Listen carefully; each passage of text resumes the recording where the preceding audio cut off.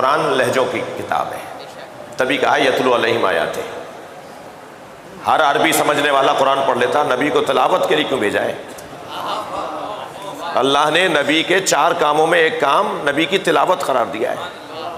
جو بھی قرآن کی تلاوت، یہ جو نبی کی تلاوت کرنے آئے ہیں، یہ تو کوئی بھی کر لیتا، جو بھی عربی جانتا ہے وہ قرآن پڑھ لیتا۔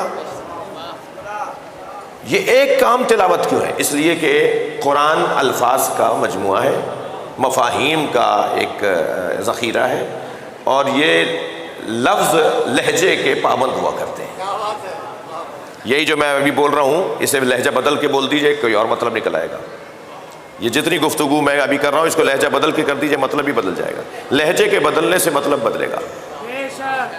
ہر جگہ آ کھڑے ہوتے ہیں، میٹنگیں خراب کرتے ہیں، اجلاس بگاڑ دیتے ہیں، اب وہ صاحب آ جائیں تو آپ کیسے کہیں گے آپ آ گئے؟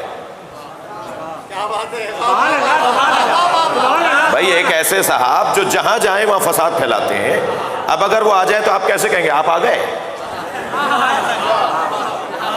اور جن کا انتظار ہو رہا تھا وہ آ جائیں تو لہجے میں پیار ٹپکے گا۔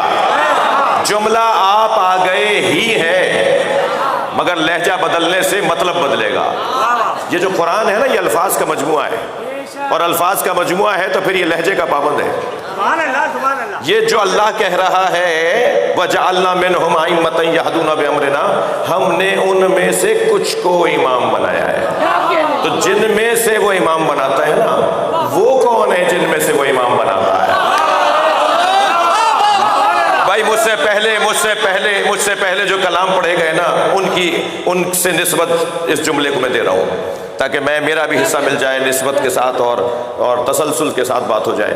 اللہ جن میں سے امام بناتا ہے، ان میں سے کون ہے وہ جن میں سے وہ امام بناتا ہے؟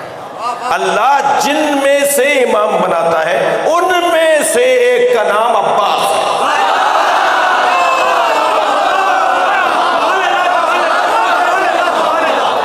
استاد قمر جلالوی کہتے ہیں مقام حضرت عباس کم نہیں تھا قمر۔ بھائی ایسے نہیں سنے، میں شعر سنا رہا ہوں، شعر پر بولنا بنتا ہے۔